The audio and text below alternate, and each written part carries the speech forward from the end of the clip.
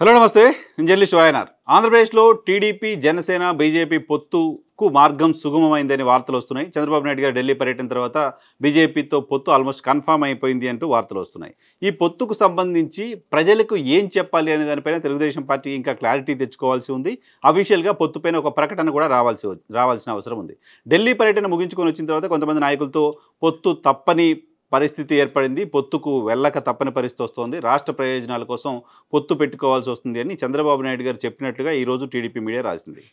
గతంలో కాంగ్రెస్ పార్టీతో కలిసి వెళ్తున్న సందర్భంలో యూపీఏగా అందరూ రాహుల్ గాంధీ నాయకత్వంలో 2019 ఎన్నికలను ఫైట్ చేస్తున్న సందర్భంలో దేశం కోసం కాంగ్రెస్తో కలవక తప్పని పరిస్థితుంది అంటూ తెలుగుదేశం పార్టీ చెప్తూ వచ్చింది. ఆ తర్వాత ఎన్నికల్లో ఓడిపోయారు, తర్వాత సైలెంట్గా ఉన్నారు. ఇప్పుడు ఎన్డీఏకి దగ్గర అవడానికి సంబంధించిన ప్రయత్నాలు చేస్తూ ఉంది తెలుగుదేశం పార్టీ, లాంటి ఇంప్రెషన్ ఉంది. కానీ తెలుగుదేశం పార్టీ మీడియా ప్రొజెక్ట్ చేస్తున్న దాని ప్రకారం తెలుగుదేశం భారతీయ జనతా పార్టీ దగ్గరకు వెళ్ళట్లేదంట. భారతీయ జనతా పార్టీయే TDP కావాలనుకుంటుందంట. Bharatiya Janata party నాయకత్వమే phone చేసి చంద్రబాబు నాయుడు గారిని పిలిచిందంట. చంద్రబాబు నాయుడు గారిని ఫోన్ చేసి పిలవటం వరకు వాస్తవమే, కానీ దానికి ముందు ఎన్నిసార్లు తెలుగుదేశం పార్టీ మాకు ఫోన్ చేసిందో, ఎన్నిసార్లు కలుస్తామంటూ రిక్వెస్ట్ పెట్టిందో, ఎన్నిసార్లు మాతో పొత్తు పెట్టుకోమని బ్రతిమాలిందో ఆ విషయాన్ని టీడీపీ మీడియా రాయట్లేదు అంటూ బీజేపీ నాయకులు బహిరంగంగానే మాట్లాడుతున్నారు.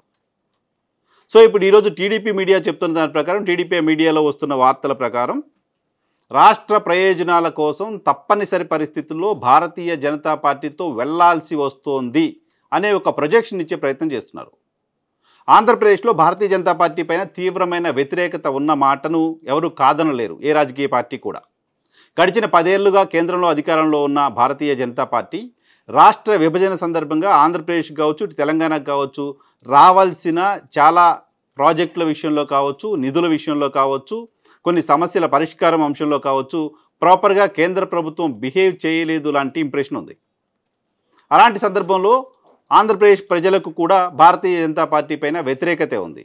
మరీ ముఖ్యంగా గడిచిన 4.5 ఏళ్లుగా వైఎస్ఆర్ కాంగ్రెస్ పార్టీ ప్రభుత్వానికి భారతీయ జనతా పార్టీ అండదండలు అందిస్తోంది అనే ఆలోచన, అటువంటి అపోహ ప్రధానంగా తెలుగుదేశం పార్టీ సింపథైజర్స్గా ఉన్న వారిలో ఉంది.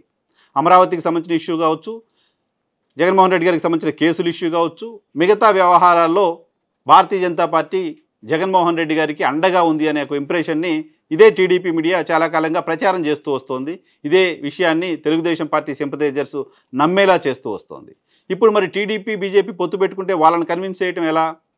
దాంట్లో భాగంగా బీజేపీయే మన దగ్గరికి వస్తోంది, బీజేపీయే బ్రతిమాలుతోంది, బీజేపీ వస్తోంది కాబట్టి తప్పని పరిస్థితుల్లో రాష్ట్ర ప్రయోజనాల కోసం చంద్రబాబు నాయుడు గారు పొత్తు నిర్ణయం తీసుకోవాల్సి వస్తుంది అనేది కన్విన్స్ చేసే ప్రయత్నం టీడీపీ మీడియా చేస్తోంది. అయితే టీడీపీ మీడియా చేసే ఈ ప్రయత్నం ప్రజలకు షార్ట్ మెమరీ ఉన్న సందర్భాల్లో, షార్ట్ మెమరీ ఉంటుంది కాబట్టి మనం ఏం చెప్పినా నమ్మేస్తారు, ఏం చెప్తే అది విని ఊకొడతారో అనుకునే పరిస్థితిలో ఆ మీడియా ఉంది. కానీ ఈరోజు గతంలో ఏం చెప్పారు, ఇప్పుడు ఏం మాట్లాడుతున్నారు, అసలు అక్కడ ఏం జరిగింది, మీరేం చెప్తున్నారు అనేది తెలుసుకోవడానికి రకరకాల మీడియా సంస్థలు వచ్చాయి, సోషల్ మీడియా విస్తృతి పెరిగింది. కాబట్టి మీరు చెప్పే అబద్ధాలను ప్రజలు నమ్ముతారనుకోవడం, ప్రజలు కాదు ప్రధానంగా తెలుగుదేశం పార్టీ క్యాడర్ కూడా నమ్ముతారనుకోవడం అవివేకం అవుతుంది. రాష్ట్ర ప్రయోజనాల కోసం భారతీయ జనతా పార్టీతో పొత్తు పెట్టుకోక తప్పని పరిస్థితి ఉంది అని టీడీపీ భావిస్తుందట. ఏంటి రాష్ట్ర ప్రయోజనాలు? ఆంధ్రప్రదేశ్కు సంబంధించి రాష్ట్ర ప్రయోజనాలు అంటే Polavaram project, Visakha railway zone, తాజాగా విశాఖ స్టీల్ ప్లాంట్ ప్రైవేటీకరణ, ఆంధ్రప్రదేశ్కు ప్రత్యేక హోదా, కడపలో కేంద్ర ప్రభుత్వ నిధులతో స్టీల్ ప్లాంటు, కర్నూలులో హైకోర్టు, రాజధాని అభివృద్ధి, ఇంకా వెనకబడిన జిల్లాలకు సంబంధించిన ప్యాకేజీ, ఇలా రకరకాల ప్రాజెక్టులు, రకరకాల అంశాలు ఆంధ్రప్రదేశ్కు రావాల్సినవి రాకుండా పోయాయి అనే మాట 2019 ఎన్నికల వరకు టీడీపీయే మాట్లాడింది. ఆ తర్వాత కూడా అవి ఇంకా ఇప్పటికీ ఫుల్ఫిల్ కాలేదు. విశాఖ స్టీల్ ప్లాంట్ అలాగే ఉంది ప్రైవేటీకరణ, పోలవరం అంశం ఇంకా అలాగే ఉంది పెండింగ్లో, ప్రత్యేక హోదా అంశం అసలు పూర్తిగా పక్కన పెట్టేశామని చెప్తుంది కేంద్ర ప్రభుత్వం, విశాఖ రైల్వే జోన్ సంబంధించిన అంశం ప్రస్తుతం మళ్ళీ ఇంకా దానిపై రకరకాల అంబిక్విటీ ఉంది. వాళ్ళు భూమి ఇస్తే మేము ఇచ్చేవాళ్ళం, భూమి ఇవ్వలేదు కాబట్టి ఇవ్వలేదు అనే ఒక ఒపీనియన్ బయటికి తీసుకొస్తున్నారు. సో ఇవేవి రాష్ట్ర ప్రయోజనాలు కాదా? 10 ఏళ్లలో ఇవేవి ఇవ్వని భారతీయ జనతా పార్టీతో ఇప్పుడు పొత్తు పెట్టుకొని రాష్ట్ర ప్రయోజనాలు ఎలా కాపాడతారు? రాష్ట్ర ప్రయోజనాలకి గడిచిన మొదటి 5 ఏళ్లలోనే రాష్ట్ర ప్రయోజనాలకి విరుద్ధంగా భారతీయ జనతా పార్టీ పనిచేసింది అని భారతీయ జనతా పార్టీతో ఫైట్ చేసిన తెలుగుదేశం పార్టీ గడిచిన 5 ఏళ్లుగా కూడా ఇక్కడున్న ప్రభుత్వాన్ని కాపాడుతూ రాష్ట్ర ప్రయోజనాలను తాకట్టు పెట్టింది బీజేపీ అని చెప్తూ వస్తున్న తెలుగుదేశం పార్టీ ఇప్పుడు రాష్ట్ర ప్రయోజనాల కోసం భారతీయ జనతా పార్టీతో పొత్తు పెట్టుకోవడం అనే అంశానికి సహేతుకత ఎక్కడుంది? యాక్సెప్టెన్సీ ఎలా వస్తుంది? ఇప్పుడు పొత్తు పెట్టుకోవడం ద్వారా ఏ రకమైన రాష్ట్ర ప్రయోజనాలని సాధించగలమని మీరు అనుకుంటున్నారు? ఇప్పటివరకు జరిగిన అన్యాయం మాట ఏంటి? ఇప్పటివరకు ఈ విషయాల్లో అన్యాయం జరిగిందని మీరు చెప్తూ వస్తున్న క్రమంలో వీటన్నిటిపైన భారతీయ జనతా పార్టీ చెప్తుందా? వీటన్నిటిని ఫుల్ఫిల్ చేస్తామని చెప్తుందా? ప్రత్యేక హోదా ఇస్తామని చెప్తుందా? రైల్వే జోన్ ఇస్తామని చెప్తుందా? పోలవరానికి టైం బాండ్ పెట్టి మేమే కంప్లీట్ చేస్తామని చెప్తుందా? వెనకబడిన జిల్లాలకు రావాల్సిన నిధులు ఇస్తామని చెప్తుందా? ఇవన్నీ ఇస్తామని చెప్తే తెలుగుదేశం పార్టీ ఆ పార్టీతో పొత్తు పెట్టుకుంటే రాష్ట్ర ప్రయోజనాల కోసం గతంలో చేయకపోయినా ఇప్పుడు చేస్తానని చెప్తున్నారు కాబట్టి మనం వెళ్ళి పొత్తు పెట్టుకుందాం అని చెప్పడానికి కన్విన్స్ చేయడానికి అవకాశం ఉంటుంది. సో ఆ పరిస్థితి ఖచ్చితంగా ఇప్పుడున్న వాతావరణంలో కనపడట్లేదు. పైగా ఇటువంటి వార్తలు రాయడం ద్వారా భారతీయ జనతా పార్టీ టీడీపీ మధ్య పొత్తుకు తెలుగుదేశం మీడియానే బీటలు వారేలా చేస్తోందా అనే ఒక అనుమానం కలుగుతోంది. ఇప్పటికే తెలుగుదేశం పార్టీ పైన కేంద్ర నాయకత్వానికి పూర్తి స్థాయిలో బీజేపీ కేంద్ర నాయకత్వానికి తెలుగుదేశం పార్టీకి సంబంధించిన నాయకత్వం పైన పూర్తి స్థాయిలో ఇంకా నమ్మకం లేదు లాంటి ఇంప్రెషన్ ఉంది. పాలిటిక్స్ అబ్జర్వ్ చేసిన వాళ్ళకి ఎవరికైనా ఈ విషయం అర్థమవుతుంది. కానీ భారతీయ జనతా పార్టీ పిలిచింది, భారతీయ జనతా పార్టీ పిలిచింది కాబట్టి తప్పక మనం పోతున్నామని మీరు రోజు రాసిన రాతల ద్వారా భారతీయ జనతా పార్టీ కేంద్ర నాయకత్వం ఆగ్రహానికి తెలుగుదేశం పార్టీ గురి కావాల్సి వస్తుంది. తెలుగుదేశం పార్టీ అటువంటి ఆగ్రహానికి గురైతే పొత్తు క్యాన్సిల్ అయ్యే ప్రమాదం ఉంటుంది. పొత్తు క్యాన్సిల్ అయితే రాష్ట్ర ప్రయోజనాల కోసం మీరు పెట్టుకోవాలనుకుంటున్న పొత్తు లేకుండా పోతుంది.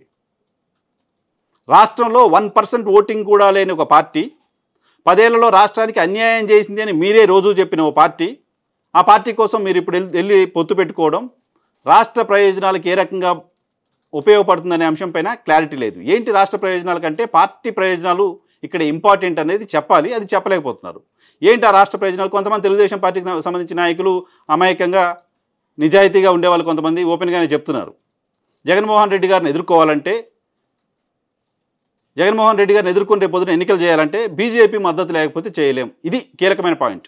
బీజేపీతో పొత్తు కోసం తెలుగుదేశం పార్టీ ఎందుకు వెంపర్లాడుతోంది, ఎందుకు ప్రయత్నం చేస్తోంది అంటే జగన్మోహన్ రెడ్డిని వచ్చే ఎన్నికల్లో ఎదుర్కోవాలంటే ఆయన చేతిలో ఉన్న వ్యవస్థల ద్వారా తెలుగుదేశం పార్టీ అభ్యర్థులను, నాయకులను, కార్యకర్తలను బూతుల దగ్గర కూడా రానిచ్చే పరిస్థితి ఉండదు. ఆంధ్రప్రదేశ్లో స్థానిక సంస్థల ఎన్నికల సందర్భంగా ఎటువంటి పరిస్థితి చూసాం. మళ్ళీ అటువంటి పరిస్థితి ఉండకుండా ఉండాలంటే కేంద్రంలో అధికారంలో ఉన్న బీజేపీ మద్దతు మనకుంటే ప్రాపర్గా మనం రాష్ట్రంలో జగన్మోహన్ రెడ్డితో ఫైట్ చేయొచ్చు. ఇదొక్కటే కారణం తెలుగుదేశం పార్టీ బీజేపీ దగ్గరికి వెళ్ళడానికి. ఈ కారణాన్ని మీరు చెప్పలేరు. చెప్పలేనప్పుడు సైలెంట్గా ఉండాలి కదా. బీజేపీ మా కోసం అరువులు చేస్తుంది లాంటి ఇంప్రెషన్ మీరు ఇవ్వడం ద్వారా పొత్తుకు బ్రేక్ పడేలా మీరే వార్తలు రాస్తున్నారు. ఇప్పటికే భారతీయ జనతా పార్టీకి సంబంధించిన నాయకులు మాట్లాడుతూ ఉన్నారు.